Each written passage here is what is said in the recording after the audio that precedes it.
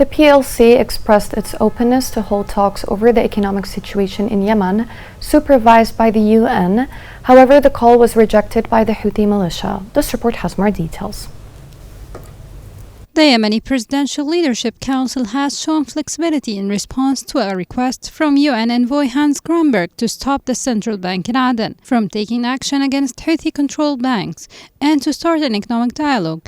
This has caused widespread anger among government supporters. The Houthis, however, rejected the UN envoy's call for dialogue on economic issues, especially concerning banks whose licenses were revoked. Grunberg defended his request by highlighting the humanitarian impact and the fear of renewed conflict. The chief of the Strategic Communications and Public Information Office at the UN Envoy's office in Yemen confirmed that Grunberg has renewed his call for the Yemeni government and the Houthis to meet under UN supervision to discuss economic issues, including the banking sector. She added that Grunberg's office remains committed to pushing for dialogue, believing that sincere, unconditional talks are the best way to address economic issues and prioritize the interests of Yemenis.